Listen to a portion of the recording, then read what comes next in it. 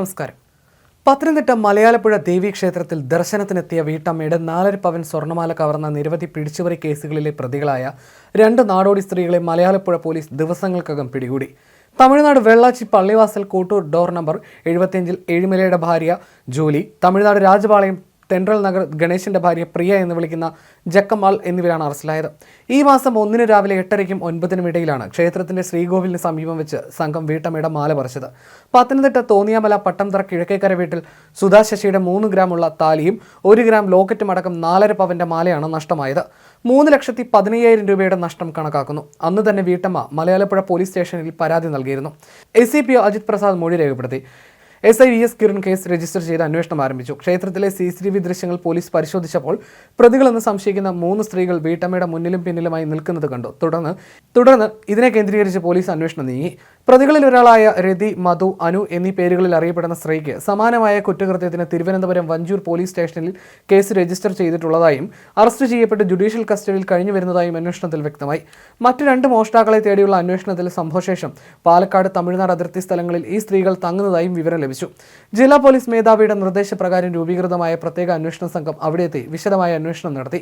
ക്ഷേത്രത്തിൽ നിന്ന് ലഭിച്ച CCTV ദൃശ്യങ്ങളിലെ കൃത്യം നടന്ന സമയത്തെ പ്രതികളായി സംശയിക്കുന്നവരുടെ രൂപസാദൃശ്യമുള്ള 1-ാം പ്രതി ജൂലിയെ തമിഴ്നാട് പൊള്ളാച്ചി കോട്ടൂർ വെച്ചും 2-ാം പ്രതി ജക്കമ്മാളെ പാലക്കാട് ചിറ്റൂർ 5-ാം മൈൽ വെച്ചും കസ്റ്റഡിയിലെടുക്കുകയായിരുന്നു. ജക്കമ്മാളെ റെനോൾട്ട് മോഡലിലുള്ള കാറുമായിട്ടാണ് പിടികൂടിയത്. കാർ ഉൾപ്പെടെ പ്രതികളെ പോലീസ് സ്റ്റേഷനിൽ എത്തിച്ചു. ആശുപത്രിയിൽ എത്തിച്ച് വൈദ്യ പരിശോധനയ്ക്ക് വിധേയരാക്കി. മോഷണം നടത്തി സമ്പാദിച്ച പണം കൊണ്ട് വാങ്ങിയതാണ് കാർ എന്ന സംശയം തോന്നിയതിനാൽ പോലീസ് സ്റ്റേഷനിൽ സൂക്ഷിക്കാനായി ബന്ദോബസ്തിലെടുത്തു.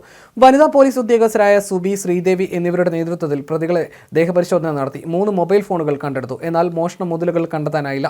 പ്രതികളെ വിശദമായി ചോദ്യം ചെയ്തപ്പോൾ സ്വർണം ജയിലിൽ കഴിയുന്ന രതി എന്നും മധുവെന്നും അനു എന്നും അറിയപ്പെടുന്ന സ്ത്രീ മുഖേന വിറ്റതായും കിട്ടിയ പണം മൂവരും പങ്കുവച്ചതായും സമ്മതിച്ചു. ഇരുവരുടെയും കുറ്റസമ്മത മൊഴി രേഖപ്പെടുത്തി. CCTV ദൃശ്യങ്ങളിലൂടെയും സാക്ഷികളെയും കാണിച്ച് പ്രതികളെ തിരിച്ചറിഞ്ഞു. ഇവിടുത്തെ മോഷണത്തിന് ശേഷം തൊട്ടടുത്ത ദിവസങ്ങളിൽ മുണ്ടക്കയം, ഏറ്റുമാനൂർ പോലീസ് സ്റ്റേഷൻ പരിധികളിൽ നടന്ന സമാന കുറ്റകൃത്യങ്ങളിലെ ഇവരുടെ പങ്കിനെപ്പറ്റി മലയാലപ്പുഴ പോലീസ് അന്വേഷണം നടത്തുകയാണ്.